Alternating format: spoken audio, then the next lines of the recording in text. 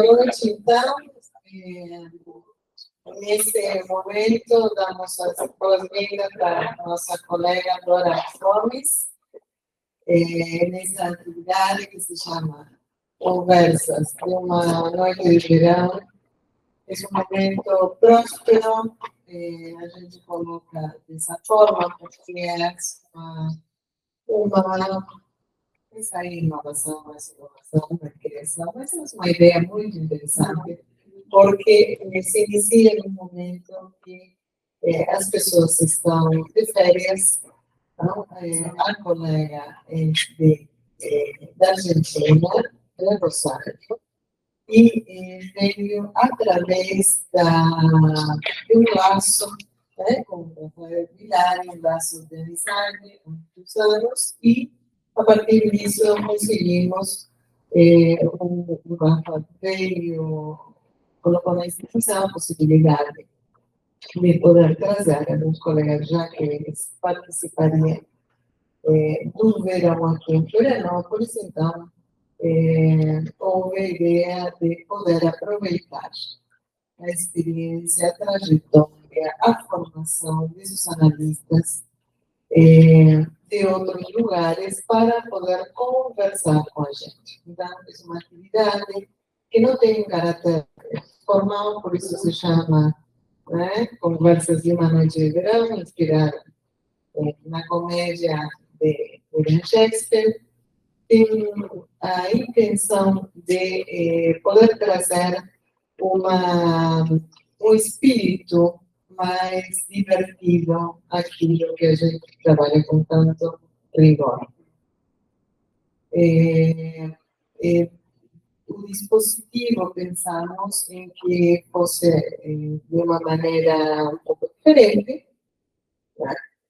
E eu vou iniciar, então, a apresentação formal, para não deixar a Dora, de fora. Então, eu vou apresentar todo o teu currículo. Pero essa é parte reduzida.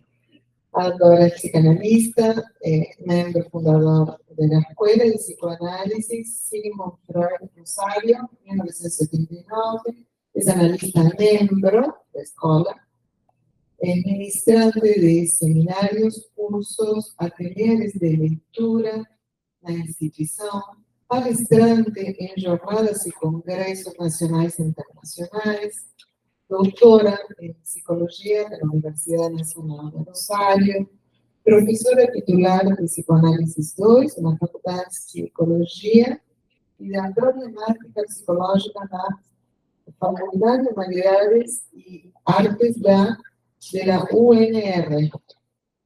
Universidade Nacional de Rosário. Ela trabalhou ali até 2018, então, no tempo que ela finalizou, na Universidade Nacional de Rosário, ela ministrou seminários para doutorandos e mestrandos, e palestrou também congressos e jornadas. Foi minha professora convidada na Universidade de Barcelona, na Faculdade de Filosofia, Departamento de História da Arte, nos anos 2002 e 2010. Ha publicado numerosos artigos em revistas e publicações de psicanálise. Então, ficamos muito gratos, contentes de que possas estar dessa forma tão cordial, nos conhecemos, com toda a trajetória em Lacanos e em outras reuniões, e que nesse momento a gente possa dar à luz uma parte do trabalho com esse fruto lindo do livro. Então, passo a palavra para Rafael. Não sei, ou para a Dayana, tá?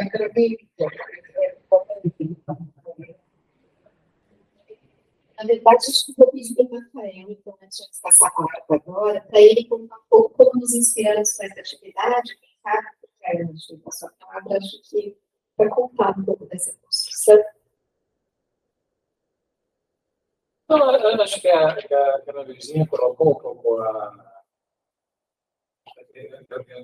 a ideia é fazer um encontro, uma conversa com colegas, aproveitando esse momento.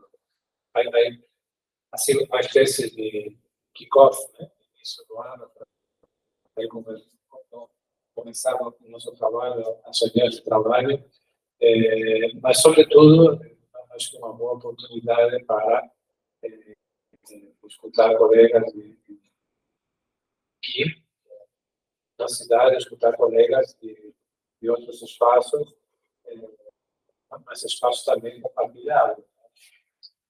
E dar essa dinâmica. No caso da Dora, hoje a ideia que nos conta um pouco sobre a produção de seu livro, a Hora do Sujeito, mas também conversarmos sobre outras coisas, não só sobre o livro. E depois não fique uma surpresa. Não, se não entendeu, melhor. Temos a dificuldade do idioma, a Dora não fala português, então acho que vamos tentar regular isso em função da escuta de vocês, que não quero poder, se não tem problema de fazer uma tradução sequencial, se pode ser, mas acho que não, depende do... Sí. Bueno, buenas noches a todos, gracias por estar acá, gracias por la invitación, realmente es una hermosa invitación y estoy muy contenta de poder participar, ser parte de, voy a hablar un poco más lento, ser parte del comienzo de actividades de Mayéutica Florianópolis. Como decía Virginia, Ana Virginia, tenemos lazos con Rafael de amistad y de intercambio y de interlocución respecto de nuestra práctica, y también con Ana Virginia, porque nos hemos encontrado, contigo también, porque nos encontramos en las Lacanas Americanas. En Argentina tengo lazos con muchos analistas de mayéutica de Buenos Aires, lazos sostenidos de trabajo, así que para mí llegar acá es un gusto muy grande encontrarme con esta sala preciosa, el lugar de trabajo que han construido, que solo con mucho deseo se sostiene algo así, la sala que se llama Sigmund Freud, la biblioteca Roberto Arali, así que me siento muy bien alojada y muy contenta. Espero que los duendes de esta noche no sean demasiado traviesos, que nos den un poquito así de la picardía, pero no tan traviesos como pueden serlo. ¿Quieren que les comente un poquito del libro? ¿Podemos continuar así? ¿Se entendió? Si no me preguntan, yo vuelvo, intento decirlo de alguna otra manera. O ustedes me ayudan. ¿Sí? Bueno, este libro es el resultado de muchos años de trabajo con mis pacientes, de trabajo con los otros analistas en la Escuela de Psicoanálisis Sigmund Freud de Rosario y con todas las otras instituciones, incluida esta, con las que tenemos lazos desde hace muchos años y de encuentros periódicos en las reuniones latinoamericanas y en las reuniones de convergencia de psicoanálisis. También tiene que ver con mi tránsito por la universidad, como que analizar y gobernar y enseñar, decía Freud, una tarea imposible. Bueno, yo tomé dos de las tareas imposibles a falta de una. Y lo interesante es que cada una potenciaba a la otra. Tanto la clínica psicoanalítica y la formación analítica potenciaban mi trabajo de transmisión y enseñanza en la universidad, y el de la universidad también potenciaba mi formación en la clínica psicoanalítica, al punto tal que este libro tuvo una preescritura que fue mi tesis de doctorado. Que de esa tesis solo hay algunos artículos que he puesto a escribir, pero es como una primera escritura. Y bueno, después vino la pandemia y fue cuando me decidí a escribirlo.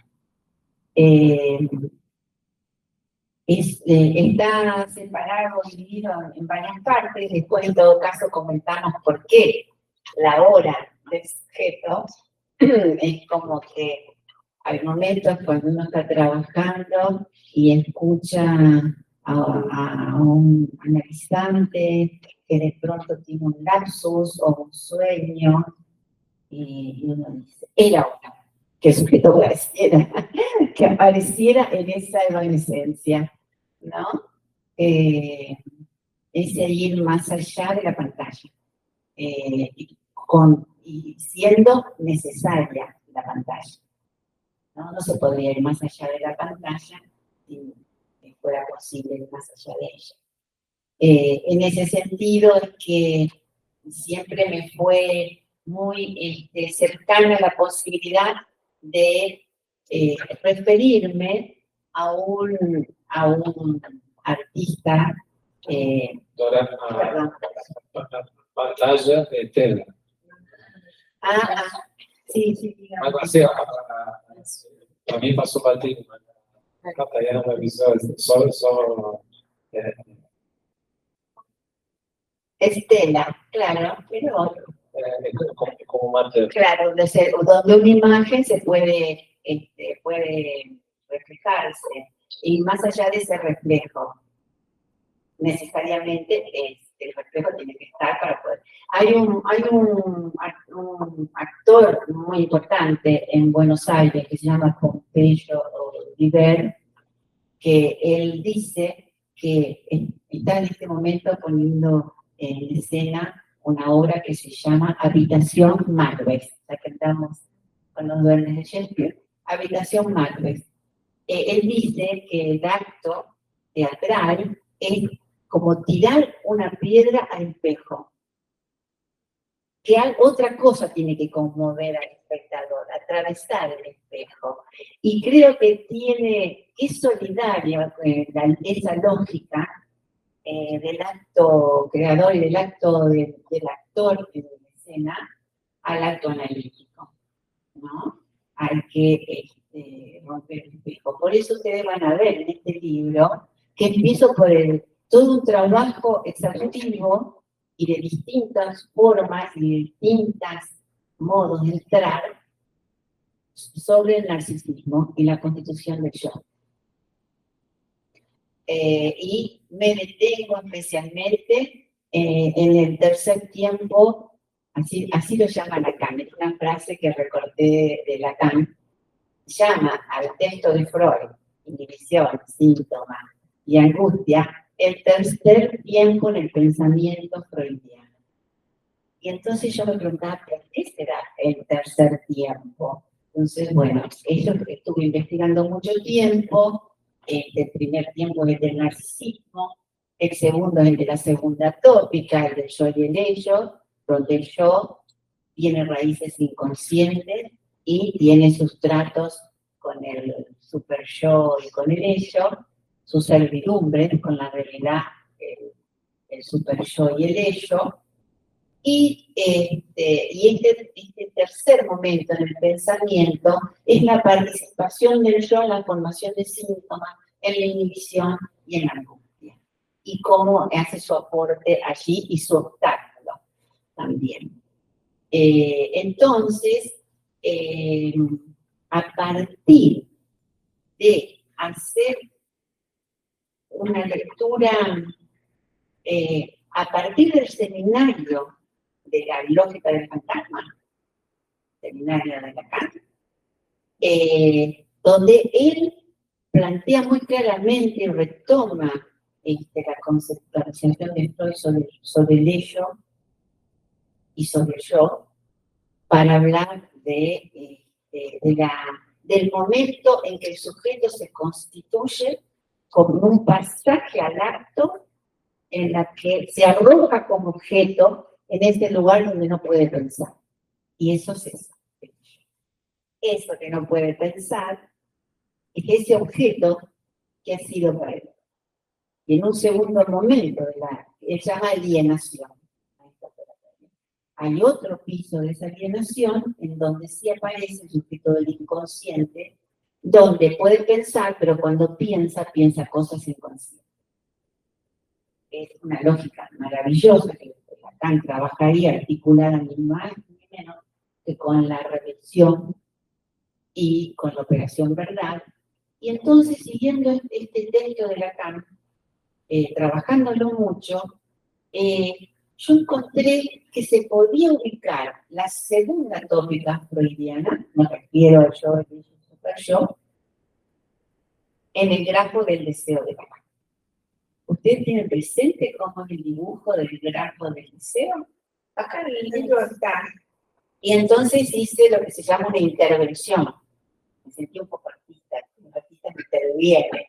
Hice una intervención en el grafo del deseo, por acá lo tengo. Eso. A ver si se las puedo mostrar. Facilita, né? Porque É grande. Acá, por ejemplo. Ah, pero qué bueno. La página 95 del libro. Ya que lo tengo acá, voy a leerlo. Sim. Ah, Vai lendo e eu vou respondendo. bueno. Ahí ubiqué inhibición, síntoma y angustia en el grafo del deseo, que esto ya lo ubica Lacan. Lacan ubica el síntoma en el lugar del significado del otro.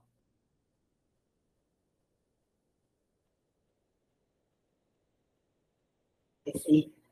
Bueno, ahí significa el sujeto en relación a la demanda, que también es de la pulsión. Ese es el primer piso del grafo. Bueno, lo que decir. Lacan se ubica en el significado del otro, se ubica acá el síntoma.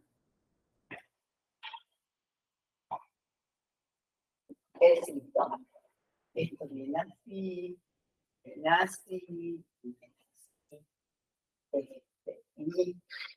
bueno, acá no está completo, pero acá ubica la formación del yo en su identificación en el espejo. Identificación especular, ese espejo, ¿verdad?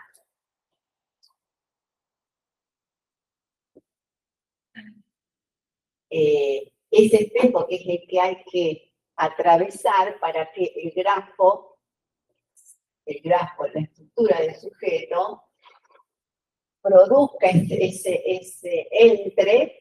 entre percepción y conciencia, entre la vigilia y el sueño, entre donde va a aparecer la línea del inconsciente, o sea, que pueda subir hacia el inconsciente. La pega de la angustia que Lacan señala va en este sentido. Bueno, acá hay una pregunta muy importante que no sé si está en ese de ahí. No quisiera detenerme en desarrollar todo el grafo porque podríamos hacer un seminario. Si quieren, venir hoy a un seminario y trabajamos. Pero quería situar, acá sitúa Lacan el síntoma. Y él dice que nunca se dieron cuenta que el grafo tiene forma de pera y que este recorrido encontramos la pera de la angustia. Y yo ubicaba la inhibición a nivel del yo. A nivel del yo y del ideal del otro. Acá va el sujeto bárbaro. O sea que ahí eso me permitió ubicar en ese tercer momento del pensamiento freudiano en el grafo del deseo. Pero la segunda tópica, que yo les decía, se puede ubicar en este grafo porque yo encontraba que en este lugar del otro es ese lugar donde el sujeto, por esa primera identificación, que para Freud es la canibalística por incorporación, para Lacan, en la lógica del fantasma, es la incorporación del otro. El otro quiere eliminarlo, soy el otro. Y a partir de que soy el otro, el primer otro que nos constituye, el primer otro simbólico es el cuerpo, a nivel de las pulsiones. Entonces se articula el narcisismo, el cuerpo y las pulsiones. Bueno, yo ubico acá el ello. Es el lugar donde no puedo pensar. Acá Lacan, en otro de los textos, pone el super yo y pone la voz. Y aquí ubico el inconsciente, que es el momento en que se produce la pregunta por ¿qué quiere el otro? ¿Qué quiere el otro? ¿No? Y el otro responde, ¿qué me quieres? ¿Qué me quieres? El sujeto va a responder en este piso construyendo su fantasma sostén del deseo. Obrigada, era isso que isso é importante.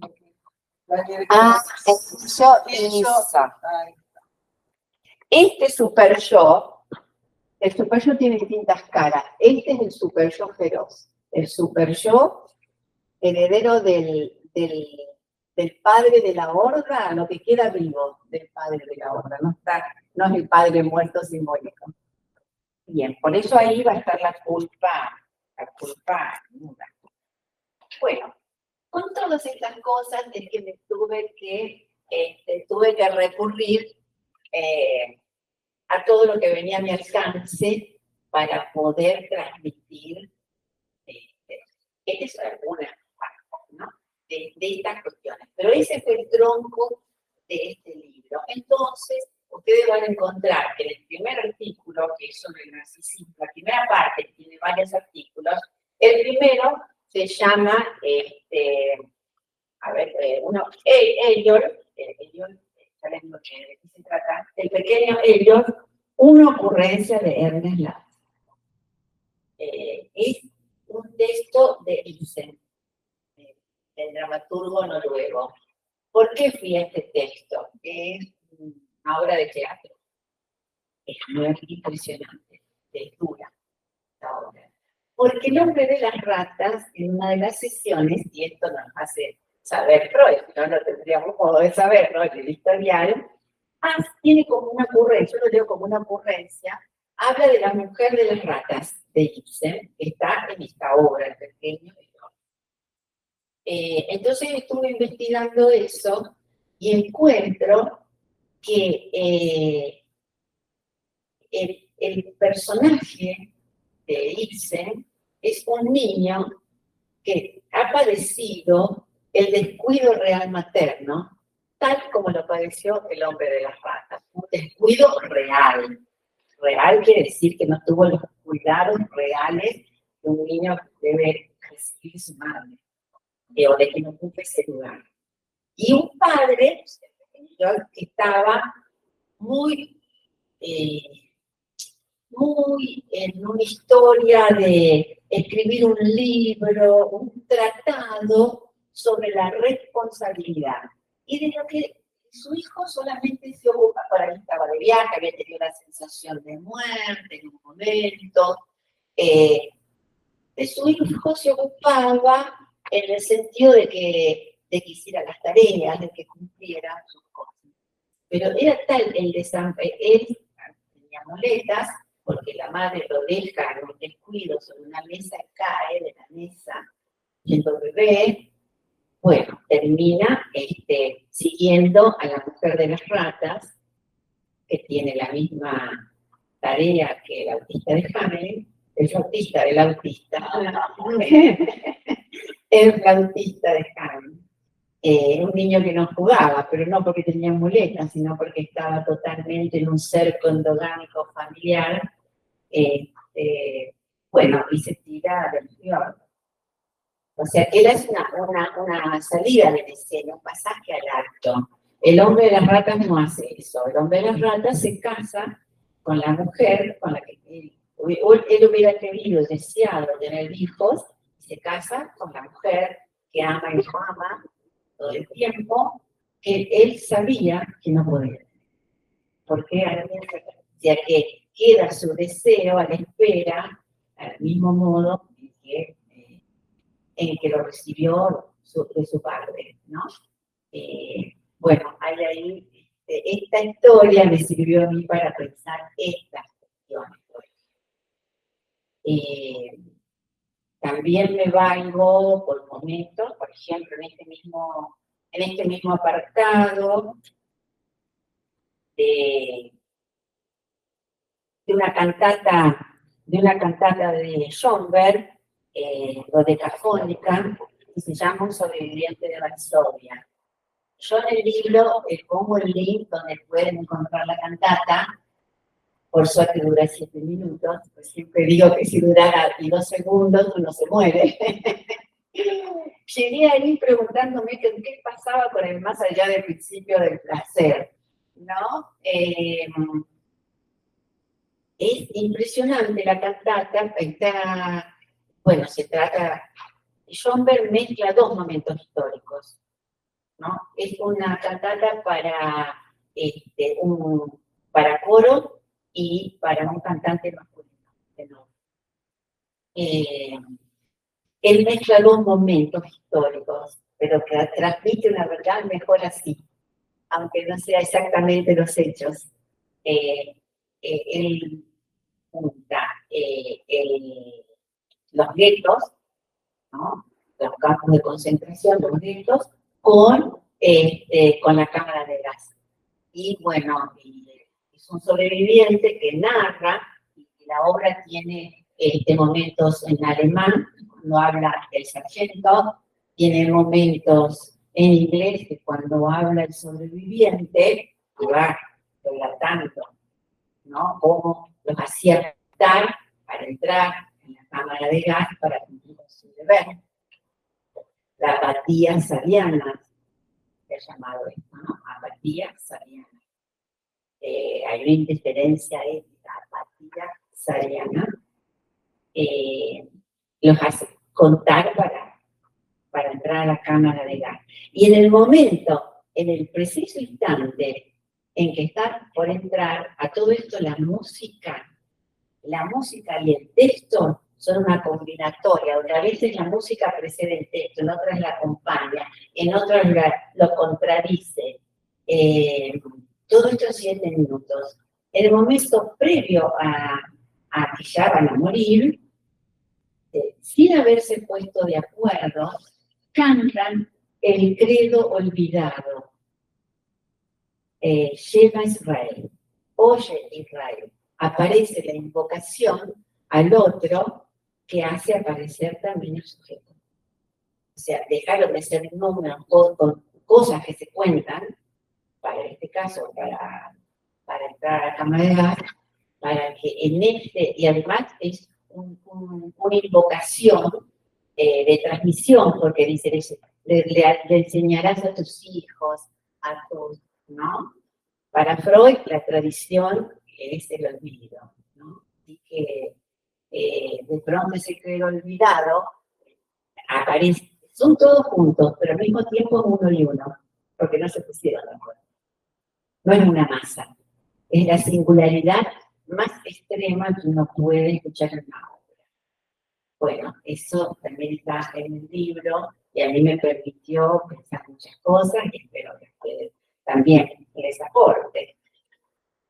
Bueno, también está Shakespeare, por supuesto, pero con falta. Ese te lo mandé. No. A veces teníamos intercambios con Rafael. Les cuento cómo llegué al personaje de Falta. Falta tiene como 10 u 11 óperas, la más importante, la más lograda es la de Verdi.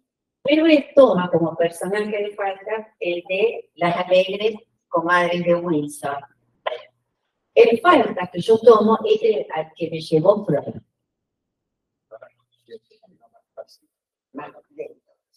Al Falta que yo fui era uno al que Freud me llevó.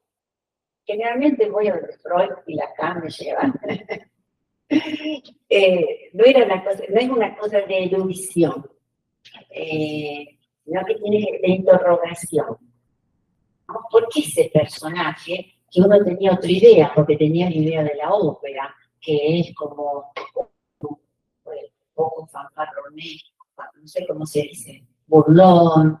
Sí, él es muy pícaro, pero un pícaro muy, muy sagaz. Es el Falstaff que aparece en la obra Enrique IV y en Enrique V. Es un personaje. Es más, en Stratford-upon Avon, donde nació y donde está enterrado Freud, las tengo bien, que se puedo sustituir uno y otro en la transmisión. Shakespeare. Hay un monumento de homenaje a Shakespeare, donde por supuesto él está en el centro, representado, y en los 4 ángulos hay 4 personajes de sus obras. Es difícil elegir 4 personajes. Por supuesto está Hamlet. En el otro vértice está Ladybug. También está Ladybug. Y por acá la van a encontrar queriendo sacarse la sangre de las manos y el objeto A no cabe. No cabe, lo tiene adherido. Y las consecuencias de eso. Y en los otros 2 vértices está en uno Falstaff y en el otro el príncipe, pero no como el rey Enrique, sino cuando era el príncipe tal, que era el mentor, del cual era mentor Falstaff. Falstaff vendría a ser como, era el que le enseñaba el juego de palabras, era como, no solo era alguien que parecía como que robaba en los caminos, siempre tenía una respuesta tan ética que por eso Freud lo menciona en su texto en relación al porqué de la guerra, donde plantea que el principal deber ético del sujeto, no dice el sujeto del humano, es la vida. Y Falstaff dice a contrapelo de lo que era el honor en ese momento de guerras, prisioneros, matanzas, etc. Bueno, tiempos no cambian mucho, en esa época también era así, y entonces él dice, en lugar de darme muerte, como tendría que decir alguien en la batalla, dice, darme vida. Bueno, por eso esta falta en este libro en relación a la posición ética del sujeto respecto de la vida, ¿no? Freud decía que un fin de análisis tenía que ver con enfrentar el infortunio común, dejar la manera neurótica para poder enfrentar el infortunio común. Me parece que Falstaff en ese sentido es muy freudiano. Bueno, cosas así. Después hay todo un apartado en relación a la tragedia y a la comedia, y esto en relación al deseo, ¿no? Cómo la tragedia tiene que ver con el deseo y cómo la comedia lo tiene que ver, pero en el sentido del fracaso de alcanzarlo. Entonces, también ahí seguía lo que yo llamo una indicación. Yo lo veo como una indicación. Él dice que para ver el objeto metonímico de deseo, tenemos que ir a las comedias. Por eso él recomienda las comedias de Molière. Y hace un trabajo maravilloso sobre las comedias de Molière. Entonces yo fui a buscar en Shakespeare y fui a What You Will, lo que queráis, o haz la tuya, según Carol Bloom, que es un catedrático de Yale. Una de las traducciones al castellano que da es haz la tuya. Entonces, a donde yo voy arribando es que ¿cuál es la diferencia en Kim Boy, que lo enfrenta al sujeto con su deseo y al otro lo pone en falta, y What You Will, que además está con signos de admiración? Haz la tuya, al otro no lo toca, no le incumbe, y él sería una cosa caprichosa. Esa sería una diferencia con el encuentro del sujeto con la castración, en el sentido de encontrarse con la pregunta que le viene del otro como keyword. ¿Qué decir? En esa obra se puede ver muy bien, está el personaje de Malvolio, que es un personaje también de Don Shakespeare muy representado, y donde efectivamente se lo puede ver acá. Le hacen una broma, siempre hay un cierto sadismo en las bromas, es una comedia un tanto cruel, porque el personaje de la ama de llaves es bastante cruel, le hace bromas muy pesadas, y como lo ve que él es tan narcisista, entonces le deja papelitos y le hace creer que la señora de la casa, la duquesa, está enamorada de él. Y entonces le da indicaciones de cómo se tiene que presentar ante la duquesa, todo estrafalario y siempre sonriente. Y él cree que, sin dudar, él le ama. Siempre lo hace hablar a un personaje que viene en una parte y se mira en su sombra y dice: el duque de no sé cuánto, Malvolio. Bueno, en ese narcisismo, en esa dificultad de aceptar lo que la falta nos dona en relación al deseo, bueno, se enreda en un objeto que hace que su deseo vaya fracasando. No sé si ustedes vieron cuando eran chicos, los que son más o menos de edad, nosotros veíamos unos dibujitos animados que era del Correcaminos y el zorro. ¿Zorro era un loco? El coyote, un coyote. Ustedes veían el Correcaminos, un animalito que corre rapidísimo, corre rapidísimo. El coyote siempre lo quería alcanzar.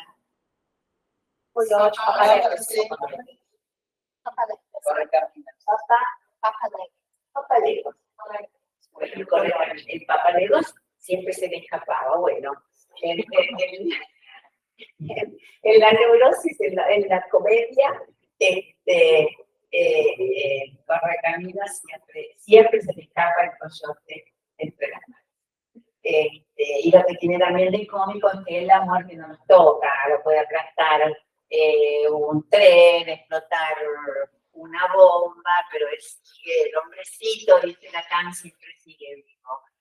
Pero en un tropiezo permanente con el encuentro con su deseo. Bueno, eso fue lo que me permitió pensar, trabajar esta obra de Shakespeare, What You Will, lo que queráis, o haz la tuya. Por supuesto, haz What You Will en inglés. No sé cómo traducir eso. No saben cómo podría ser. Lo que quieras. Que no sé cómo fue traducida el título en portugués. Claro, no sabes cómo fue traducida. Sí, por eso lo digo también en inglés, What You Will, porque tiene de distintas modos de traducir. Por supuesto que es una comedia de enredo donde están todas las trampas narcisísticas, están todos, juego de espejo, cambio de sexualidad, cambio de hombre, mujer, hombre, todo entonces. Vamos a hacer alguna aproximación para ver lo que lanzas, lo que me evoca es faz a tua, te vira, te vira. Como cuando una madre le dice a su hijo, sé la tuya, ¿no? Que no hay compromiso. No hay compromiso, claro. No hay compromiso. No hay compromiso con la falta, con el deseo. Cuando... Bueno, eso es lo que estuve trabajando. Bueno, hay muchos artículos en el libro. Bueno, el aforismo de Freud, wo es wahr, soll ich werden, donde eso era el sujeto, el inconsciente, ha de advenir, traduce Lacan, ¿no? Lacan dice que wo es wahr, soll ich werden es el testamento, ¿no? Y entonces, por eso este apartado se llama así, trabajo la culpa, una topología de la culpa. Es una paciente que me hizo escuchar distintas dimensiones de la culpa, ¿no? Y entonces encontré en Lacan, en los no incautos Sherman, que él habla de hacer una topología de la culpa, ¿no? Y entonces esa paciente que llegó hecha un manojo de culpas, una mujer grande, me permitió ir ubicando la culpa en el imaginario, la culpa real, la culpa inconsciente. Traía fantasmas, neurosis obsesiva femenina, traía fantasmagorías sacrílegas. Sacrílega, de sacrilegio. Por ejemplo, era muy religiosa y había tenido que dejar de ir a la iglesia porque cuando llegaba el momento que es el más sagrado de la misa para la religión católica, que es el de la Eucaristía, es decir, la sangre, esta es la sangre de Cristo, este es el cuerpo de Cristo, que muchos chiquitos cuando escuchan eso se pegan unos sustos y preguntan, ¿cómo es eso, no? Ella, vieron que el sacerdote levanta la hostia, este es el cuerpo de Cristo, y entonces ella en el cáliz tenía pensamientos como moscas. Ella se daba cuenta que eran pensamientos, pero se le hacían muy reales de que en el cáliz, era bien fresco, en el cáliz había caca, penes, ese tipo de cosas, basura, ¿no? Y él horrorizaba de tener, porque se le imponía como un rayo, esa fantasmagoría sacrílega. Me parece que en ese seminario de transferencia, donde Lacan dice que hay que detenerse en la fantasmagoría sacrílega si uno quiere avanzar en el análisis de la neurosis. Bueno, me detuve. Ya ahí verán hasta dónde pude llegar.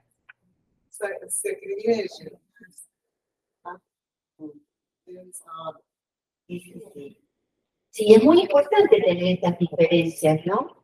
Así como Freud diferencia la angustia real, la angustia traumática, de la angustia de castración, ¿no? No es lo mismo una culpa que la otra. Ella tenía las tres, ¿no? Aprendí, me hizo aprender muchísimas cosas de esa paciente. Estoy muy agradecida. Después, en ese mismo apartado, hay uno que se llama Deuda y Duelo, ahí trabajé un texto de la literatura de Paul Auster. No sé si se ubican a Paul Auster. El texto se llama La invención de la soledad. Es un hermoso texto, y yo pude ir encontrando ahí, es alguien que empieza la novela, el personaje, y que dice, sonó el teléfono y me dijeron que había muerto mi padre. Toda la novela es el modo de hacer, posibilidad o no, y la dificultad y la posibilidad de hacer el duelo. De un padre que se le hacía más difícil porque había estado muy ausente. Y la soledad era la soledad del padre, de vivir solo, la soledad era de él, que lo deja en la órbita materna, la soledad era encierro. Bueno, es una manera maravillosa para leer y disfrutar.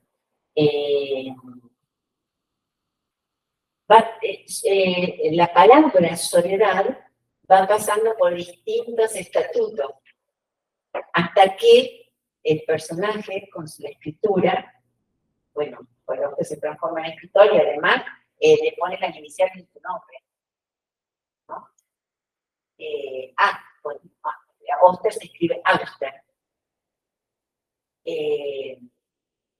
Hasta que aparece soledad como un significante de la falta del otro. Allá arriba en el grafo, en el vértice superior derecho, donde para que eso aparezca, en la primera identificación de la incorporación del otro, que yo decía que está en el piso inferior, algo del rasgo del sujeto tiene que apuntalar esa alienación, porque si no se pasará la vida matando al padre. Para eso es necesario el rasgo, la segunda, que también al otro lo tacha. Trazos, sí, rasgo, trazo, unario. Hasta que aparece en la novela Soledad como significante del otro barrado. Entonces yo termino diciendo, la tumba está vacía. Después hay otro artículo que se llama Soñando con los ojos abiertos. Ese es el título de una muestra que hubo en Buenos Aires, en el Museo del Malva. El Malva de Buenos Aires, que es de arte latinoamericano. Y había traído obras de Man Ray, obras de Duchamp, soñando con los ojos abiertos. Entonces me dio la vía para entrar por lo que Freud plantea, que el hilo del deseo enhebra presente, pasado y futuro, y dice que en el poeta, en su fantasía, que el juego del niño, el soñar y la creación tienen algo en común, ¿no? Hay una elaboración inconsciente en el que el hilo del deseo puede enhebrarse. Entonces, bueno, trabajé a partir del surrealismo y de lo que presentaba Duchamp, el ready-made, y respecto del juego del niño me permitió trabajar y poner en relación el arrojar del Fordá, del más allá del principio del placer, donde Freud dice, ese niño era un niño común, de año y medio, como cualquier otro niño, ni más ni menos inteligente, pero sí había alcanzado el logro cultural más importante. Si uno lee eso en Freud, no puede dejar de preguntarse cuál será ese logro, el logro cultural más importante. Uno lo encuentra en el texto, está la respuesta, si uno tiene la pregunta. Podía soportar las idas y venidas de la madre sin hacer rabietas, pataletas, etc. Podía soportar las idas y venidas, y él mismo jugaba con su carretel o en un espejo, el nene está o no está, sustraerse del otro, no estar y no estar en el otro, atravesar o no ese espejo. Entonces, ahí trabajé el recuerdo infantil que Freud toma de Goethe, ¿no? Que es arrojar cacharros.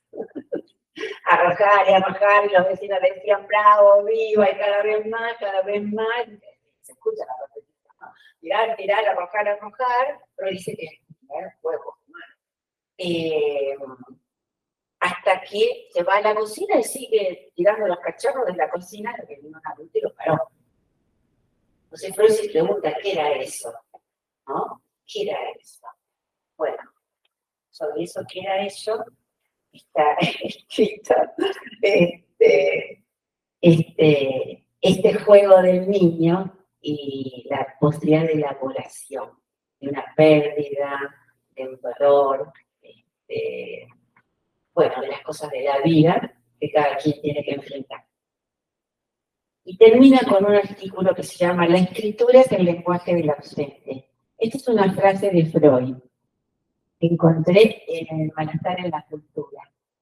Él dice que la escritura es el lenguaje del ausente. Es decir, que si alguien escribe una carta es porque no está. Lo dice en este sentido como de cotidiano de la realidad. Entonces eso me permitió trabajar las letras del hombre, de un sueño del hombre de las ratas, que no está en el historial, sino que está en las notas de Freud sobre el hombre de las ratas, que él sueña con las letras WLK en un mapa militar polaco, y le puse de nombre WLK o la hora del sujeto.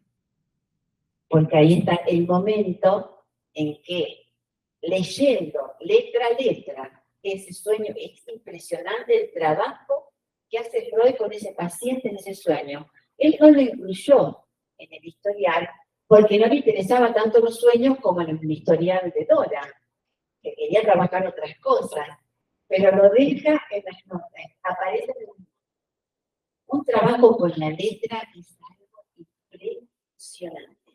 impresionante. Bueno, y ahí aparece el momento en que hay un acto en el que la escritura de esas letras produce el efecto sujeto. Cuando en un momento en mi escuela, estábamos con otros analistas de Buenos Aires hablando sobre el tema de la letra y demás, yo había empezado a trabajar esto, tuve un lapsus. Y en lugar de decir WLK, dije KLM. Es una aerolínea que me llevó a Ámsterdam. Me llevó a ver las pinturas de Van Gogh y de Rembrandt. Porque fíjense, la W saltó, se pusieron a jugar. La W saltó hacia el final, se puso como M. De vuelta una voltereta, hice como M. La L se quedó quietita en su lugar. Y la K quedó adelante. KLM. Bueno, cosas de la obra del sujeto. La tercera parte es en la dirección de la cura. Y ahí es donde me meto con la segunda tópica del grafo del deseo, que les adelanté un poco acá, y acá se van a encontrar con el dibujo bien desarrollado. Y el primer artículo se llama, vieron que nosotros estamos acostumbrados a diferenciar, porque Lacan diferencia en el seminario de conceptos, el inconsciente freudiano y el nuestro, como dice Lacan. Bueno, yo me ocupé acá del ello freudiano y el ello lacaniano. Porque el ello lacaniano que aparece en la lógica del fantasma no es el mismo que el ello freudiano, pero no es el mismo y tienen relaciones. Y lo titulé así, y con un agregado, o Freud con Descartes. Porque lo que hace Lacan, que me parece una operatoria solamente de alguien, un pensador como Lacan, como él, podía juntar el yo y el ello con el cogito cartesiano, pero incluyendo el no pienso en nosotros. Freud con Descartes. Después sí trabajo ello inconsciente, también en el grafo, y termino con un artículo que se llama Palabras, donde ese artículo fue a partir de una paciente que consultó, era maestra jardinera, porque su hijita pequeñita, o sea, era maestra jardinera, o sea, que tenía trato y saber, conocimiento de niños. Era muy tímida. En realidad la nena no hablaba. Y ella no se había dado cuenta. Bueno, empezando a trabajar estas cosas, que es hablar, una cosa es hablar, otra cosa es que haya un decir del otro, que lo nombre de otra manera, para que tenga alguien la posibilidad de que producir un acto cuyo efecto sea el sujeto. Si no, no se produce. Bueno, y termino ese artículo. Yo puse todos mis amores. Algunos quedaron afuera, pero casi todos los puse. Hasta están mis nietos, metiditos ahí sin que se note demasiado. Pero están. Y con un poema de Jean Berger. No sé cómo se pronuncia, nadie me sabe decir. Yo le decía Berger, pero otros me dicen Berger. Bueno, es un escritor, un poeta que yo admiro muchísimo. A ver, página 235, el poema es muy breve, se lo voy a leer, porque me dieron ganas de leérselo. 2:35.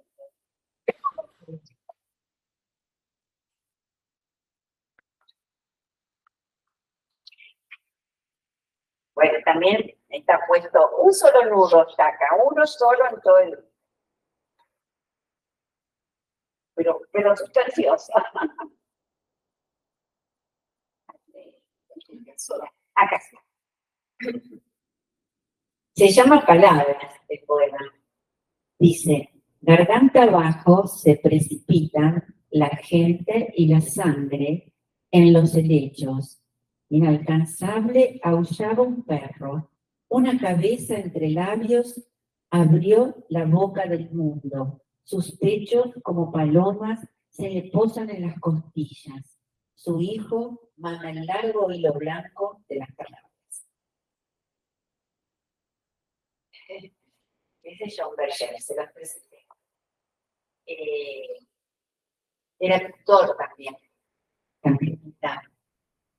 Bom, Dona Flor, te agradecer por dividir o livro com a gente. Eu vou, por conta do tempo, fazer um pouquinho do que a gente propôs aí da conversa, né? Assim, dizer que estou bem tranquila de ter esse momento como uma conversa mesmo, de contar um pouco, mas não sem antes mencionar o quanto tu nos entregou comigo com essa apresentação, né? Já que teve vontade, então, de seguirmos, e como tu já anunciou aí uma disponibilidade para o seminário, né? Pero bueno, lo podemos conversar con todo gusto. Bom, Dora, vou falar devagar, qualquer coisinha que me interrompe. Te contar que nós trabalhamos juntos aqui institucionalmente, todo ano, o estudo de um tema institucional.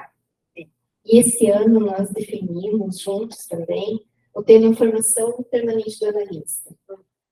E então, foi pensando, né, também no tema que conversamos sobre te propor que tu nos contes um pouco da tua formação, e aí fazendo essa relação, talvez, com o teu livro, teu trabalho, os tempos da formação, né, as horas, que tu possa, talvez aí faça uma brincadeira com que fui te ouvindo, assim, que tu disse que muitas vezes te debruçou sobre o narcisismo, né, do que tu pode contar, e tomo até uma referência que a Ana começa marcando, como trabalhamos a questão da comédia, né, que nos propunhamos com uma certa diversão, e que talvez, assim, até um pouco já avisados disso, que esa palabra no te...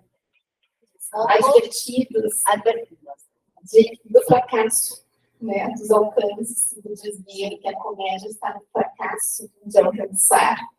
Bom, nós entendemos a instituição, nós pensamos, apostamos como um lugar de escrita do percurso, da análise pessoal, do estudo teórico, da supervisão, e aí pensar um pouco nisso, nos tempos disso.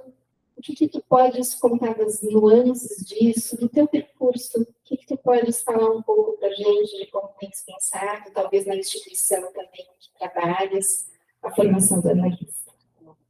Bueno, es un tema muy amplio, muy importante, la formación de analistas, y donde cada uno opta por hacer su formación. Bueno, ya estamos de acuerdo que lo principal es el análisis de cada uno, ¿no? Y de análisis para un analista llegados a sus fines, ¿ya? Avanzados, que esa primera identificación sea tocada y que los goces sean diferentes, ¿no?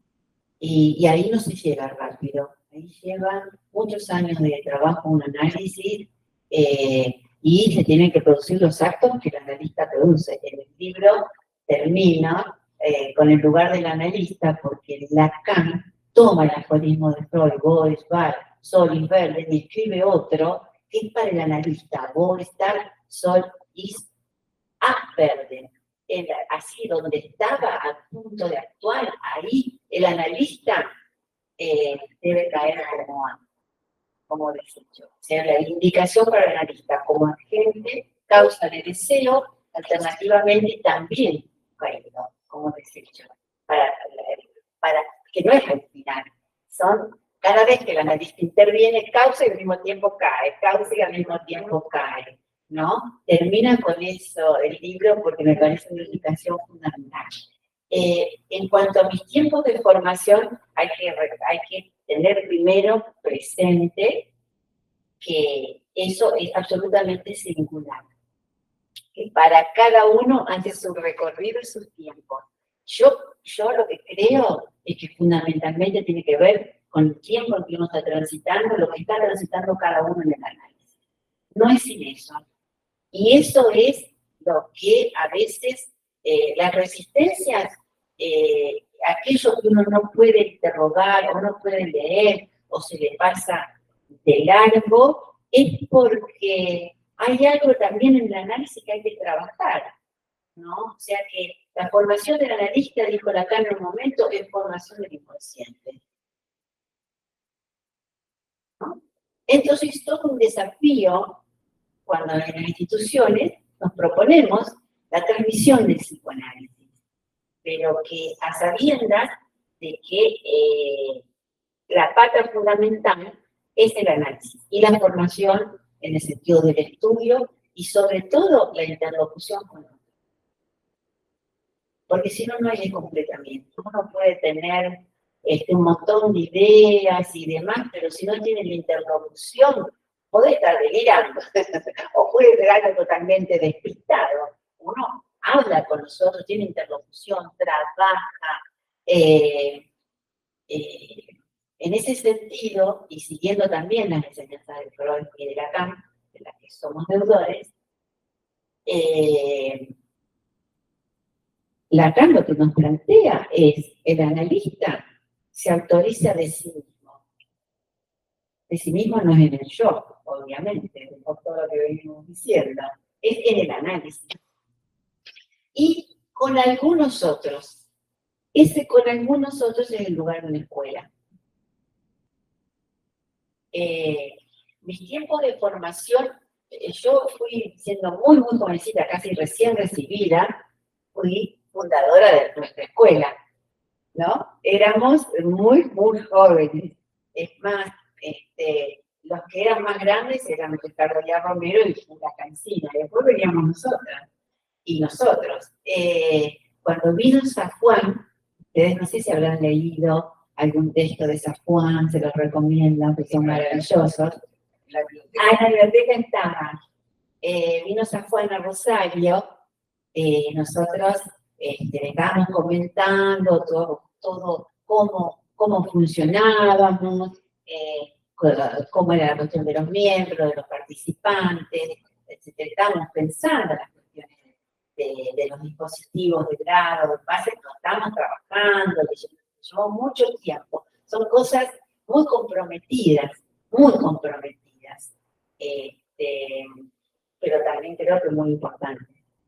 Y entonces San Juan nos dijo, bueno, como todavía no teníamos un espacio, nada de esto instituido, dice, pero ustedes son un grupo de amigos. Dice que es muy difícil, no es nada fácil que un grupo de amigos se reúnan tanto tiempo para trabajar con el psicoanálisis.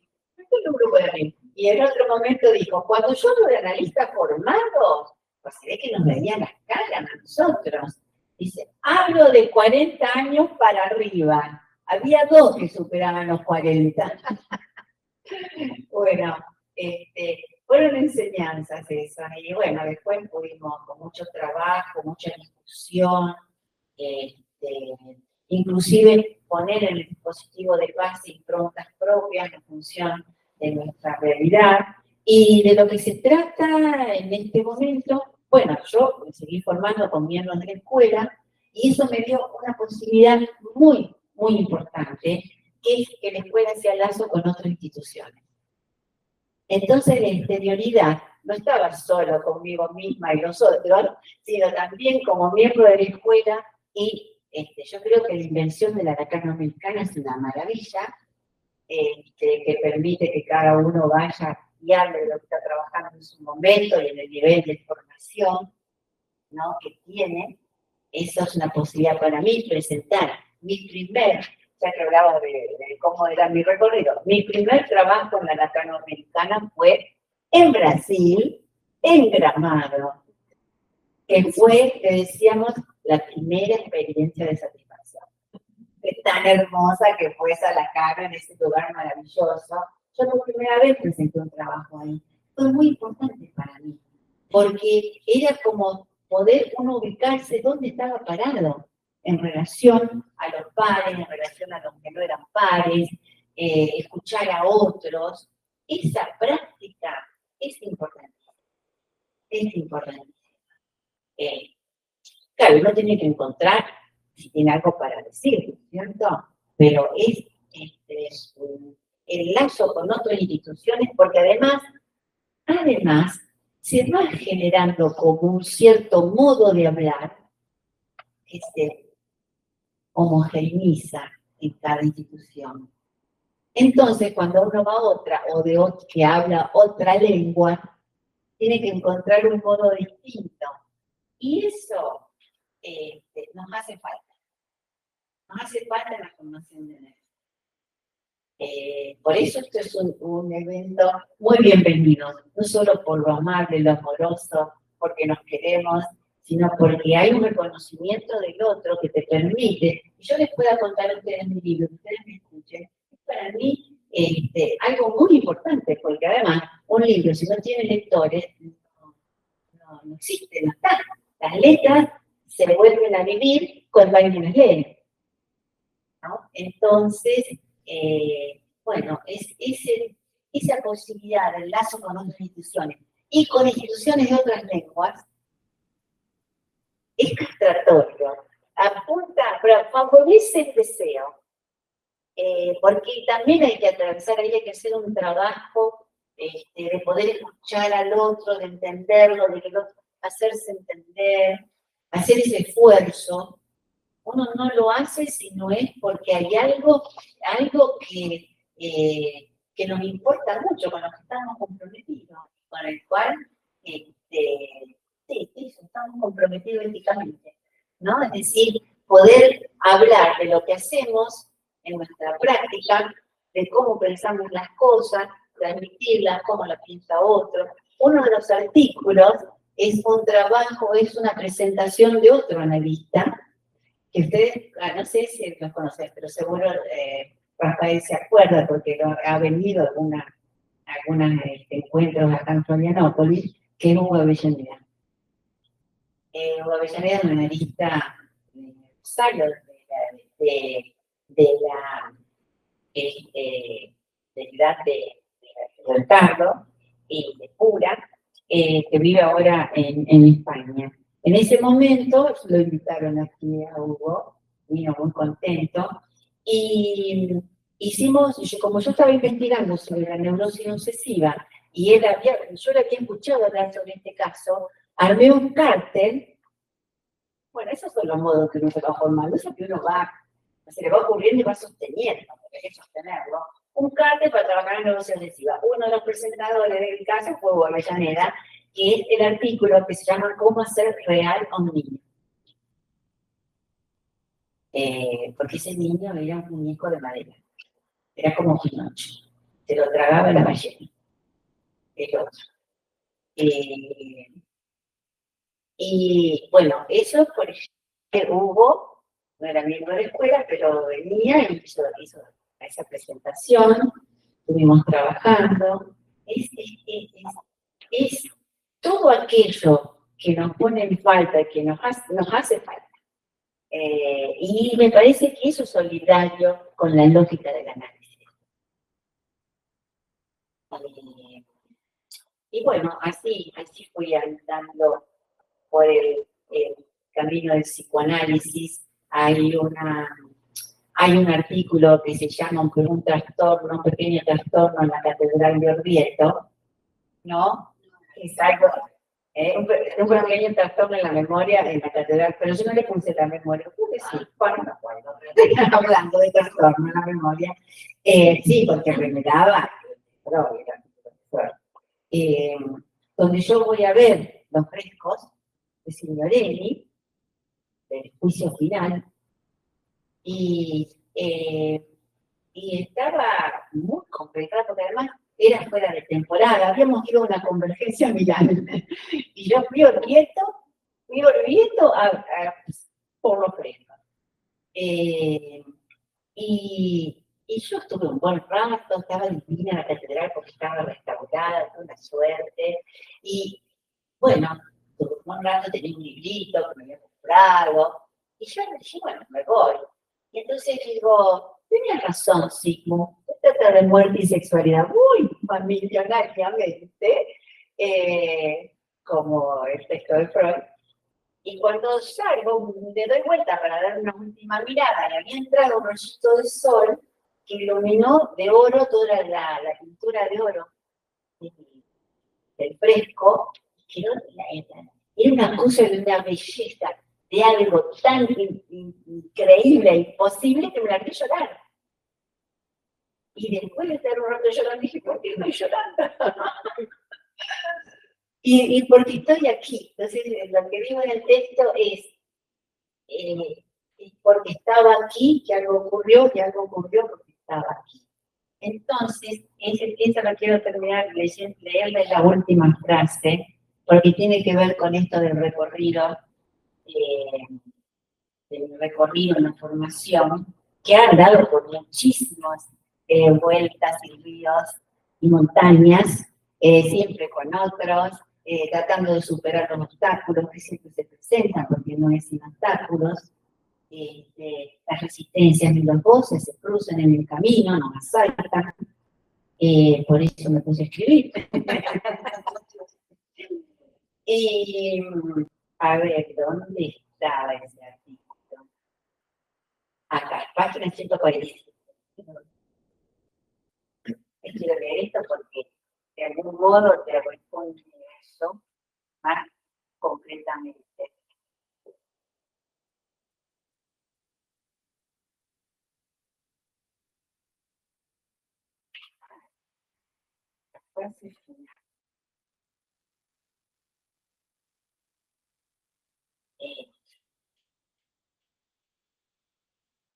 Yo les decía que les dije muy canchera, muy familiar, como si yo fuera amiga de Freud, nos encontráramos todos los días a tomar mates, y después me puse a llorar de la manera en que estaba llorando. Y entonces digo, ahora bien, ¿de qué se trata cuando decimos muerte y sexualidad? Le debo esa pregunta la puerta de entrada, mi compromiso y el amor por el psicoanálisis.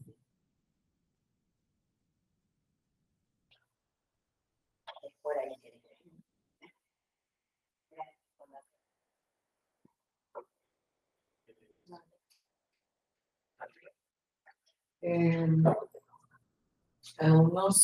Estão abertas as inscrições, né? Ainda não está. Bom, eu vou fazer uma pergunta, é que a gente fala muitas vezes. Então, eu queria uma... sim, já estava contando tudo. Uma pergunta que eu gostaria de fazer agora, após ter te escutado, que não é a pergunta prevista, né? Pensamos em várias questões que eu tenho a te colocar, que acho que é um momento institucional que a gente se pergunta. Tu iniciaste falando a respeito das 3 atividades impossíveis: educar, psicanalizar e governar. E tinhas elencado 2, que era psicoanalizar e governar, que uma ativava ou uma incidia na outra. Não? Então, a sensação que eu tive foi que o fato de tu estar trabalhando na universidade, não? E estar analisando, houve aí alguma coisa que incide para a tua formação. Há algo aí que tu colocas que reverberou de uma outra maneira, que se faz alguma coisa com isso que é. Não? E assim, e outra pergunta que lanço, que é a posição do analista, quando se interroga, não? E que traz questões para pensar, trabalhar, estudar uma vez mais isso um testemunho no teu livro. Isso a partir da escuta no análise. Isso não é sentido. Ou seja, se colocar em falta perante o outro e reconhecer no analisar o falo é de alguém que realmente pode falar. Então, isso é de formação. E totalmente o contrário, você pensa, alguém formado que porta. Y es justamente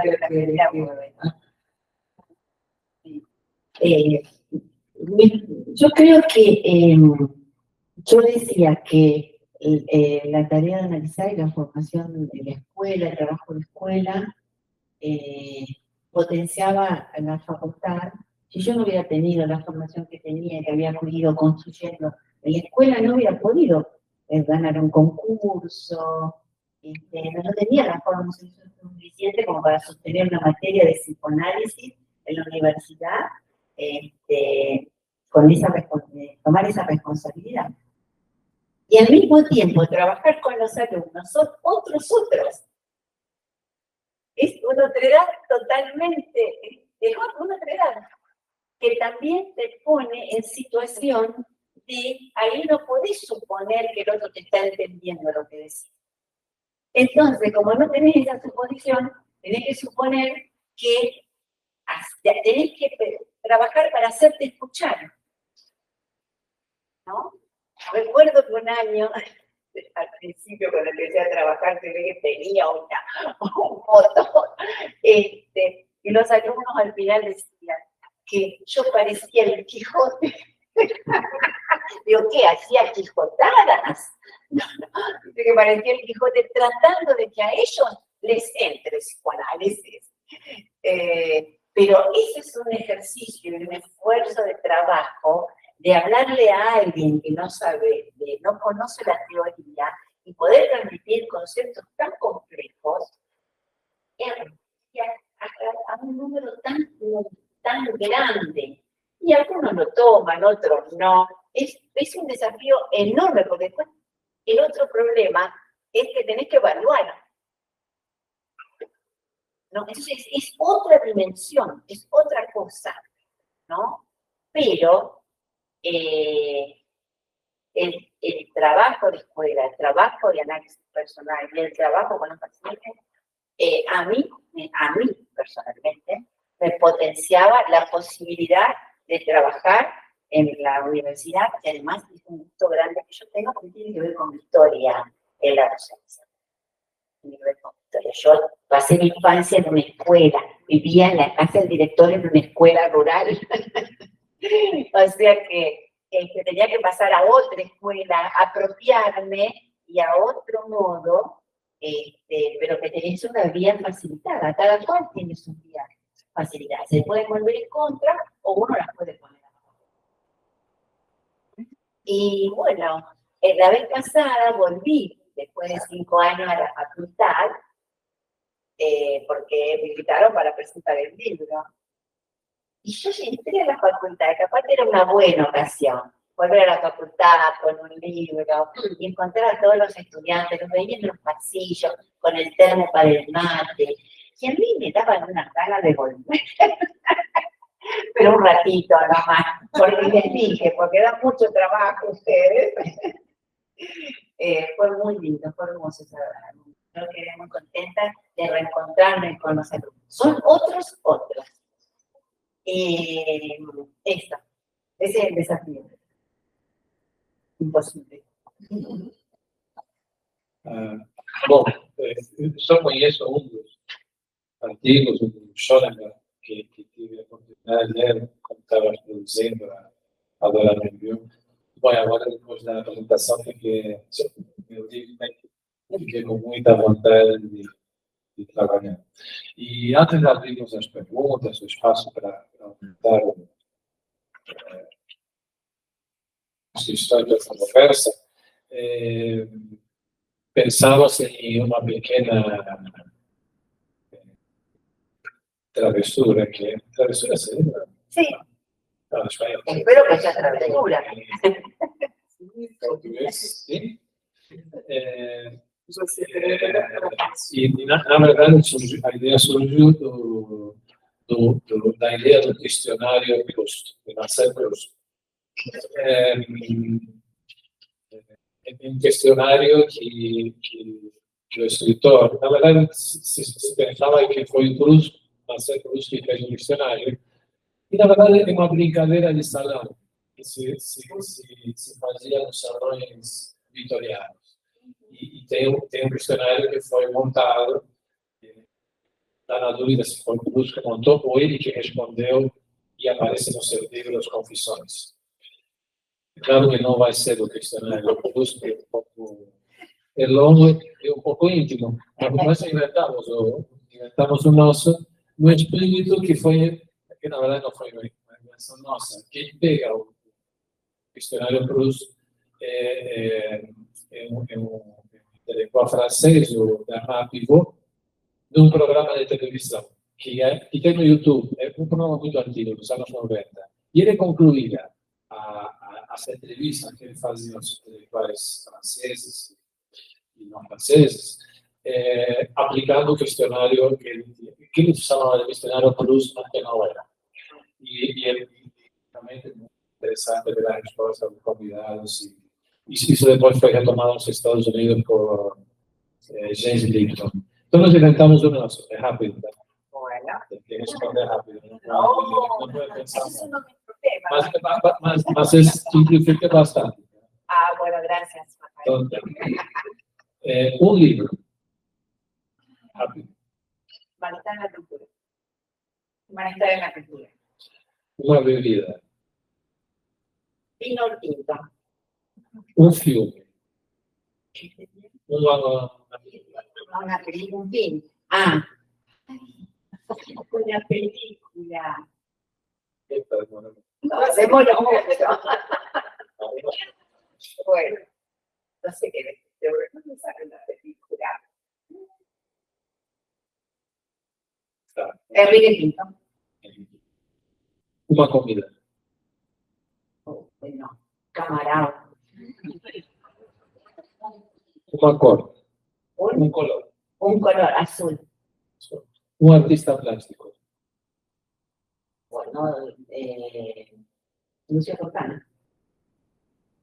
Um mestre que não seja Freud e Lacan. Un maestro. Mi analista. Uma cidade. Rosario. Um lugar dessa cidade. Un lugar de la ciudad. El río. Um lugar de Florianópolis. Essa frase. El mar y el morro. Uma viagem que ainda não foi realizada. Uma viagem não realizada. Justamente decía el sur de Italia y Sicilia. Uma recomendação aos jovens analistas.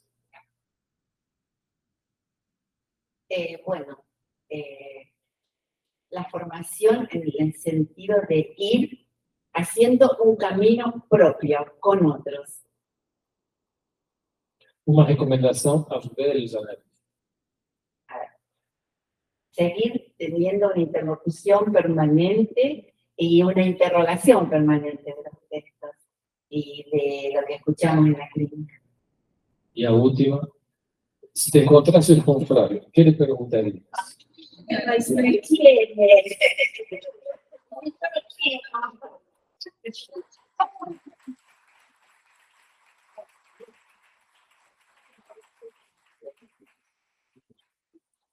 Que lo demás no importa, como dice. Conta da versa, comentário, perguntar.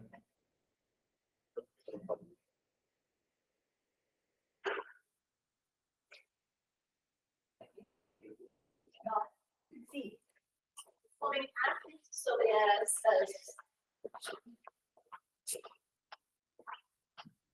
sobre uma leitura que aprendesses muito das três instâncias, né, da culpa, do real, do imaginário, do simbólico, a partir do que escutasses como analisante. Bom, queria ver onde tu colocas isso e como pensas isso, inclusive no Nova Romeu. Sí. Pensaba en lo real, la culpa muda freudiana, la que viene la del super yo feroz, ¿no? La del super yo con el ello, digamos, ¿no? Esa sería la muda y lo real. En la paciente estaba en esa presencia real del significante, la presencia real de que en el cáliz hay un significante que se absolutiza, y cuando el significante se absolutiza, el sujeto no se desvanece por desvanecencia, no, queda desmayado. Ella no se desmayó, pero no pudo ir más a la iglesia, que era un lugar social, cada vez estaba más aislada. Entonces se le presentaba el significante en lo real, se le salía de lo simbólico y se le metía en lo real. En cuanto a la culpa simbólica, que Freud yo la ubico en la culpa inconsciente, ¿no? El sentimiento de culpa inconsciente. La imaginaria serían los escrúpulos de conciencia, la que está en lo preconsciente consciente, para Freud, ¿no? En esta paciente, ella se reunía con su marido de otros matrimonios, que también era ocasión de tener un encuentro social, a leer la Biblia. Y tampoco pudo seguir leyendo porque ella encontraba que a través del tiempo los padres de la iglesia iban cambiando el modo de leer los hechos bíblicos. Iban cambiando. O sea, hacían distintas lecturas. Y ella no podía aceptar eso, ¿no? Y como no lo podía aceptar, se sentía a su vez culpable. Yo decía culpable de lo simbólico, porque por pretender que el significante se significa a sí mismo, que se transforme en un signo, no que haya distintas significaciones, ¿no? Esa degradación del significante a signo. No podía soportar esa diferencia de lectura. Y como eso le hacía sentir muy culpable, también dejó de allí, ¿no? Y la culpa imaginaria es que es defensivo del sujeto, de que con esta fantasmagoría satírica, Lacan dice, lo que tratan de hacer es de desgarrar al otro en lo imaginario para que aparezca en lo simbólico. Es como un intento del sujeto para que el otro vuelva a aparecer en su lugar en lo simbólico, ¿no? Y ahí, bueno, te decía, ubico la culpa, la preconsciente consciente, ¿no? Esto hacía que esta mujer, en ese momento que empezó el análisis, no podía ni recibir a sus nietos, porque si tocaban los picaportes, todo el mundo entero estaba divinizado. ¿Saben que la neurosis obsesiva, el goce se va a la representación?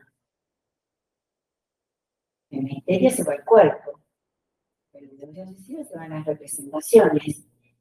Fue un trabajo muy interesante, hizo un movimiento cómico y cuando pudo salir de todo eso hizo una pirueta. Fue muy interesante porque un día se dejó unos aritos, los pendientes, en el diván. Sacó los aros y los dejó.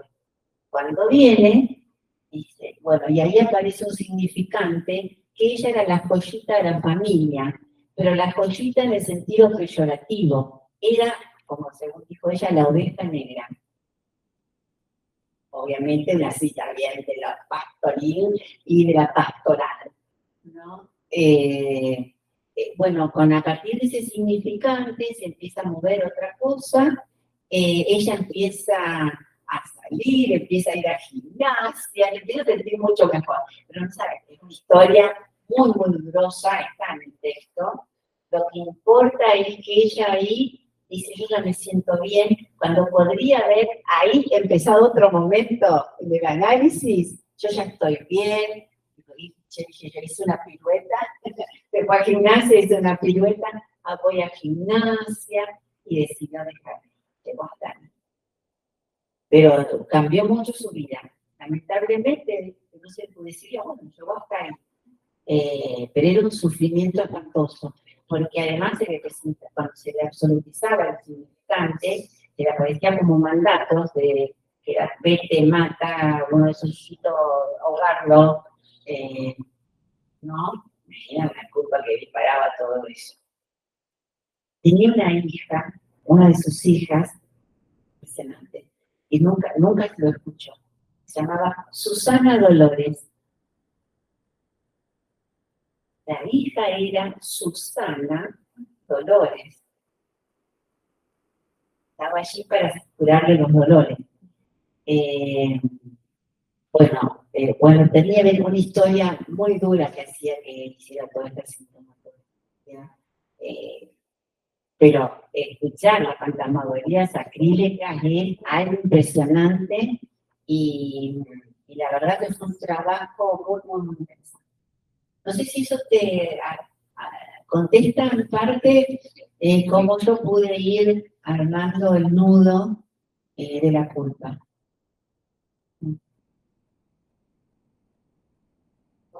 Había un sueño que hacía 10 años que había tenido y que nunca había hablado hasta que vino análisis. Y también aparecen situaciones de doble en el sueño, pero con una realidad de esa imagen, ¿no? Sí, ya vino muy cargada la cosa. Sí.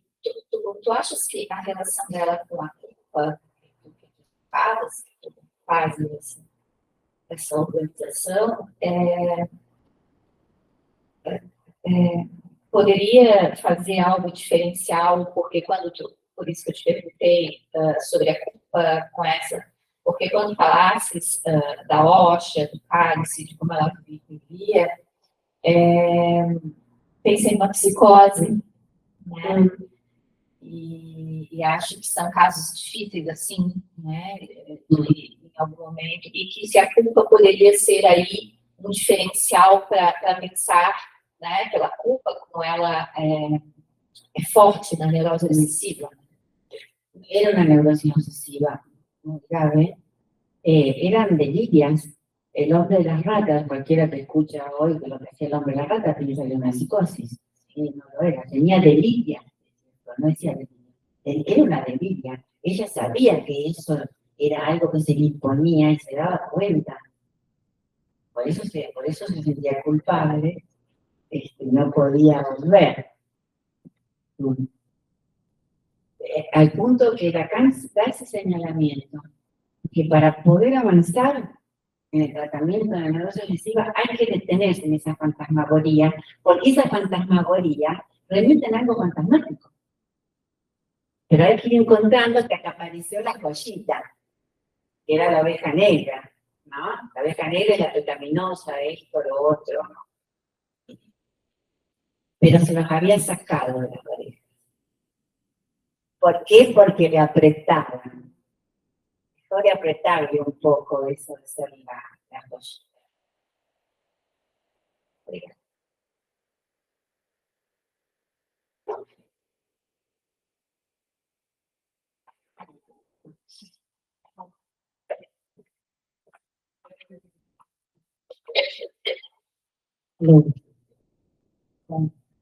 Obrigada, Dona.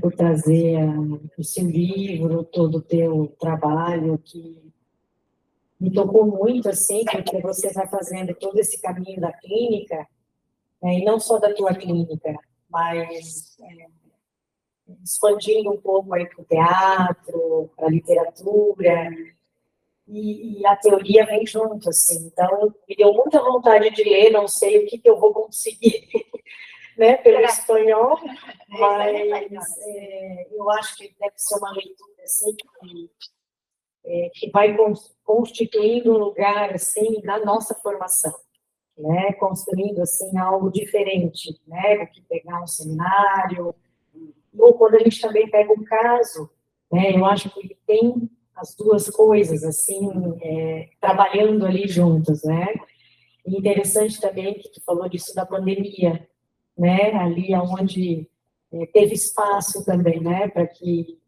pudesses aí se debruçar, acho que no árduo trabalho, assim, um trabalho muito rico, né? Parabéns. E eu queria, quando eu vi o título do teu livro, A Hora do Sujeito, e aí você começou a dizer, né, acho que da constituição subjetiva do sujeito, né, e aí pensei, tá, essa é a hora do sujeito, né, o sujeito se faz ali, nessa constituição, nesse primeiro momento ali, que sabemos o quanto estrutural né, e o quanto isso, essa questão com o grande outro, né, com esse pai da ordem primitiva, o pai simbólico, enfim, tudo isso, da alienação, separação, enfim, tudo que você trouxe. Mas depois eu fiquei pensando, quando foi se aproximando do percurso de análise, que também tem uma hora do sujeito, né, quando esse sujeito vai para uma análise ou busca falar do seu sintoma, que é que você trouxe, né, isso que foi construído ali, que tem um sintoma, ou tem uma dor, alguma coisa, como sujeito, mas aí, qual é a possibilidade dele de ser um outro sujeito, né? Então, acho que essa hora não é uma hora, né? E isso, assim, me deixou um pouco, que hora é essa, né? E se tem essa hora. E depois também, quando você falou da tua formação como analista, né, do teu percurso, que aí você usou uma frase, assim, que é poder falar do que fazemos. E acho que esse falar do que fazemos e do que somos está aí, desde sempre, né? Lá no início temos que falar do que somos, do que pensamos que somos para ser alguma coisa, né? Se não tem esse espaço, né, para a criança poder falar do que ela acha que ela é, né, que ela tem que supor alguma coisa dela, ela também não vai existir. Alguém tem que abrir esse espaço, né, para que ela possa.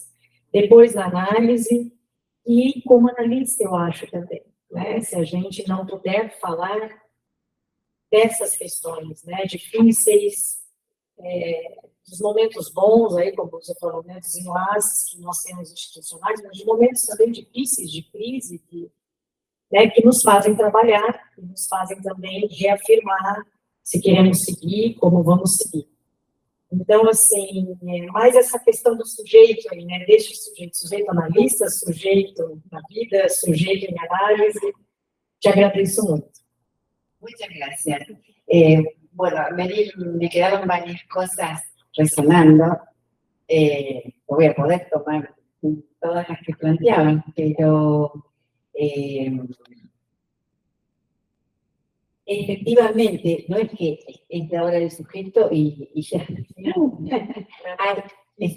Hay en el momento en que se produce el efecto sujeto en su adolescencia, es la hora del sujeto. Es el momento en que se sustrae del otro. Por eso es el nombre del libro, al final, en la coda, yo hablo de cómo me encontré con la expresión hora del sujeto, que era leyendo el Lacan oral, la lectura que Lacan hace de Hamlet.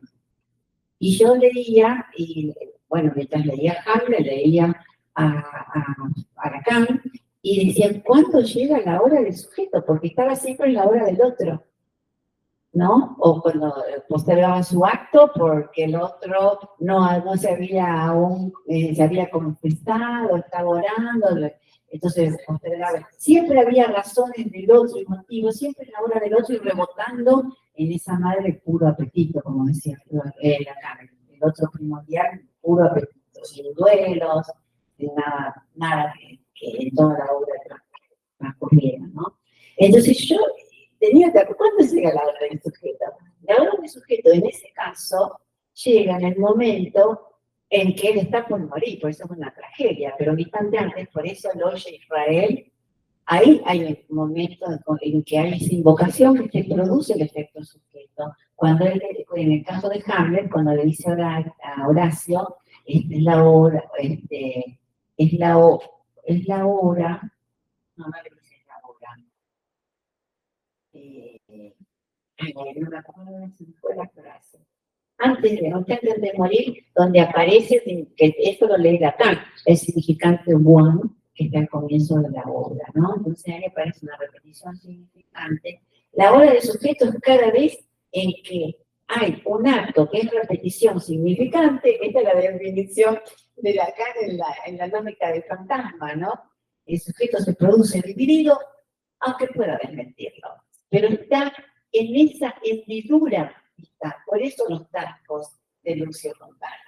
Porque los tascos, Lucio Fontana es un artista que nació en Rosario, pero que de origen de padres italianos, formó en Italia, inventó toda la cuestión, toda su obra más importante, a eso ya estando en Italia, y que se caracteriza por horadar figuras o telas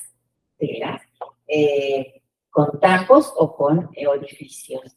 Entonces me decía, yo tenía esa idea que ahí había algo del sujeto que tocaba algún real traspasando la tela del fantasma, yendo un poco más allá de los límites del fantasma, deseos que no estén solamente sostenidos en el fantasma.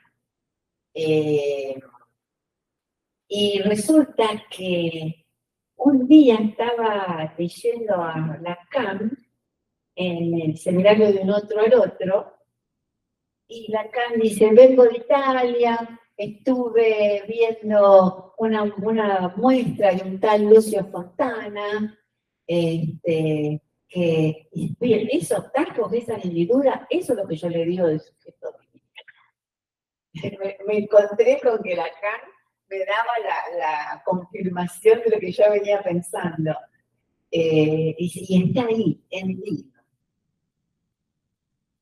Esa es la obra del sujeto, cuando aparece en su división, en esa hendidura, pero que su herradura no es solo porque el significante no se significa a sí mismo, entonces hay un significante que lo representa para otro, sino porque además el objeto A lo corta en dos. También tiene el corte de objeto, lo que produce el efecto sujeto en la hendidura. Bueno, y eso puede ocurrir o no ocurrir. Y puede, es de suponer que en un análisis ocurra muchas veces. Porque no es solo la formación de un inconsciente, el analista tiene que leerla. O no es solo la formación inconsciente, es lo que ello muestra. Porque ello muestra eso que uno ha sido para el otro. Eso no se puede decir, se muestra. Y la analista tiene que leerlo y poder, en el momento que pueda y sea oportuno y sale así, porque podríamos salir así, mostrarle algo de eso que le ha sido cargo. Entonces, no es inconsciente y ello, en juego, porque eso toca la primera identificación primordial. Y ese ser de objeto que hemos sido. Entonces, es como, no es una ascensión el grafo. Yo he escuchado a algunos analistas que es como, si uno se va para arriba, estamos bien. Sí, es cierto que se tiene que hacer la abertura de los cuatro vértices, que se arme el fantasma, pero hay que, en la repetición hay que tocar esos puntos de luz. Y, bueno, para ese lado, pero decía eso. Entonces, la obra del sujeto es cada vez que esto se produce en un análisis. Dice, es esperar que se produzca varias veces, ¿no? Eso es lo que va ocurriendo. Y eso relanza el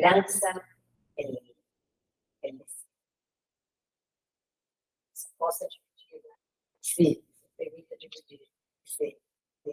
Y por supuesto que para la analista también. Observación en la vida, obviamente. Claro que sí.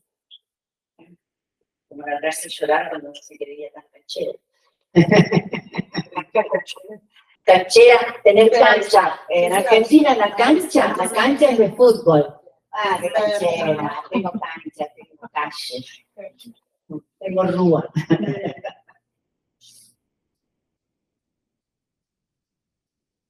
Pero estaba más tocada en lo real de lo que podía suponer. No lo podía suponer, porque eso te sorprende siempre. y hay que poder hacer algo con eso, con esa sorpresa. Hay que hacerle lugar, porque ahí tenemos que llegar. Freud nos decía, abrimos las puertas del Averno, no podemos después cerrarlas, una transferencia. Tocamos esos puntos. Por eso está el sobreviviente de Varsovia, por eso está, no son cosas que tienen que ver con esa parte oscura. Freud llamaba a esa parte oscura y demoníaca que cada uno tiene, esa otredad, ¿no? Con la que hay que tratar y cada vez hacer un borde.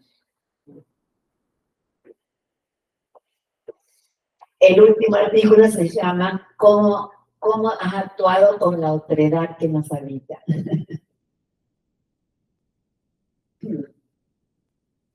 Había alguna outra coisa, pero não me recordo agora. A outra que ficou morte, amor e morte psicanálise, a gente conversa depois com o Vitinho. Melhor. Posso fazer uma? Queria te perguntar, tua formação iniciou nos anos 70, 80, o início, 70.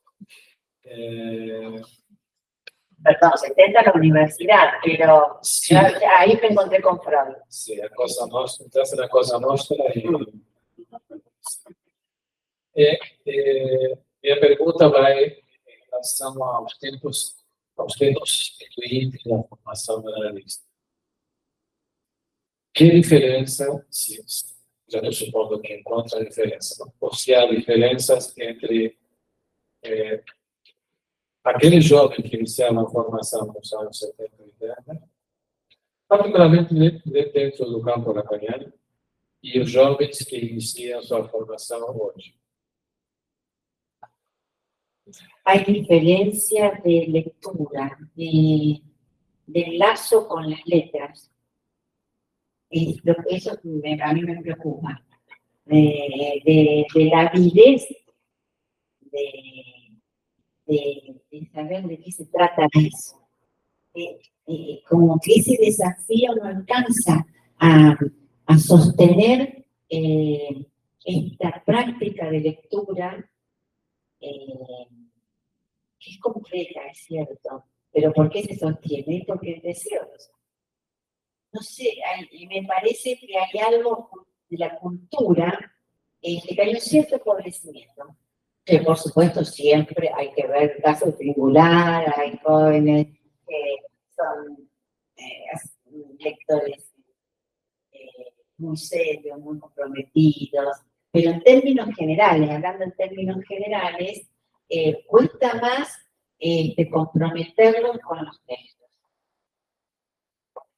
Hay algo en la formación, inclusive yo he escuchado cómo me ha retornado de alguien que le decía a una paciente mía, y lo que pasa es que ella es de esa época, es de la época en que, se interesaban por muchas cosas de la cultura, por el teatro, por la literatura, por lo social, lo que está ocurriendo, lo que puede ocurrir, leer distintas escenas de la cultura. Eso puedo tomarlo como un testimonio, ¿no? De alguien que le decía a una paciente, lo que pasa es que ella es de otra época. Es cierto que somos de otra época, pero lamentablemente es lamentable que la diferencia se sitúa ahí, ¿no? Lo sitúa gente más joven ahí, digamos. Porque si no parecemos que somos los viejos, que los jóvenes, no es eso. No es eso lo que estoy diciendo.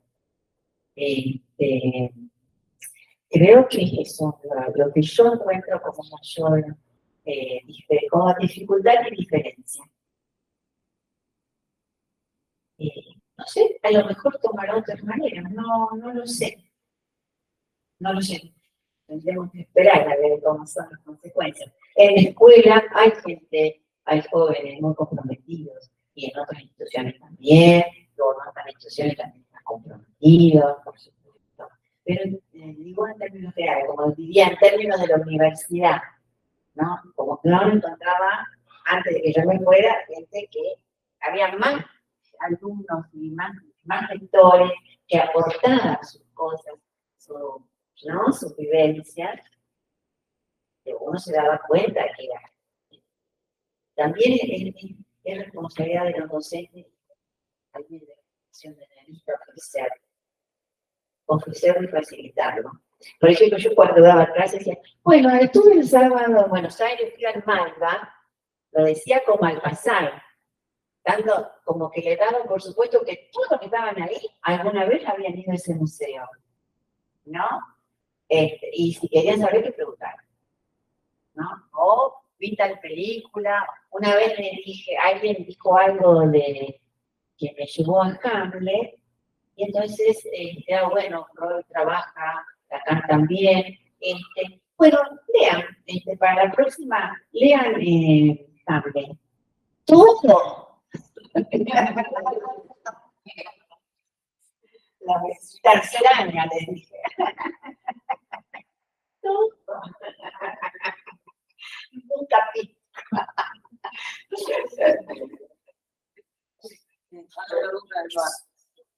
Mas posso falar que essa Sandra, que eu achei lá, é Noite de Reis, a tradução, que é o Night or Right If You Will, né? A peça do Shakespeare. Ai, não entendi. Não, é só aquela peça do Shakespeare que eles não sabiam em What You português. Will. What You Will. ¿Cómo se traduce? Aqui foi para Noite de Reis. No, también es otro de los títulos que le dio Shakespeare a la obra. Le dio varios títulos. Sí. Noche de Reyes, 12ª noche, o What Will You Will. Yes. Y yo coincido con Harold Bloom, que es más interesante What You Will, porque además me permite hacer todo esto, pensar todas estas cosas. No es que nosotros, además no aparece ninguna Noche de Reyes, la 12ª noche también la Noche de Reyes en la obra. E outra coisa que me lembrou do ouvindo você falar, agradecer, né? Que Orvieto também essa catedral onde tem milagres do Corpus Christi, né? Lá, precisamente, tem uma capela que tem, eu não vou saber o século, mas que tem a materialização diz que é tão caro, né, para a Eucaristia, sangue e vida, que é o Corpus Christi. No conocía la historia, inclusive Freud la nombra, de San Gennaro, pero es en Nápoles. Sí. Esto es una fiesta, no sabía, mira, no sabía. Gracias.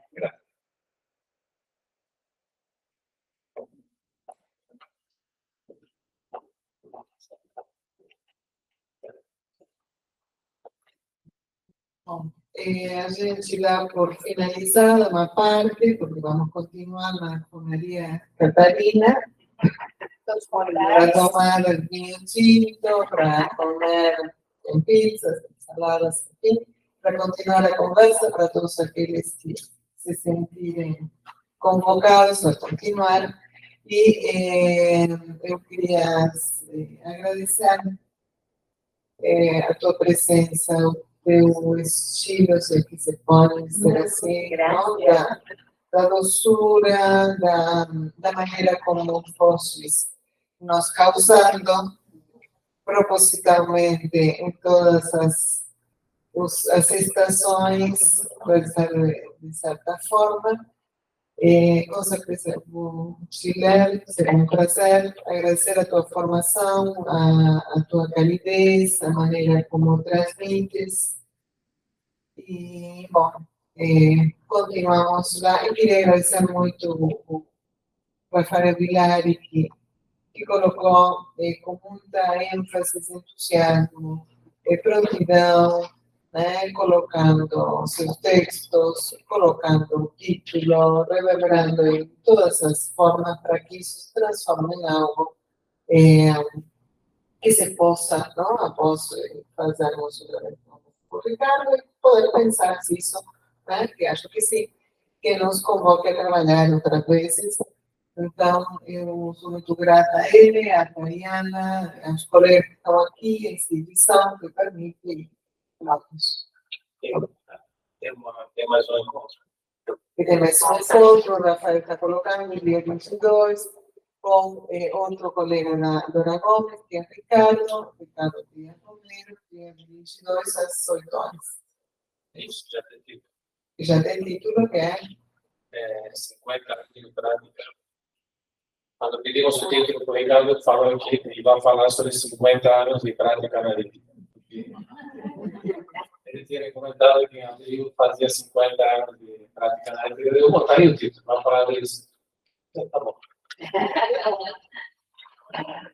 Muchas gracias a todos.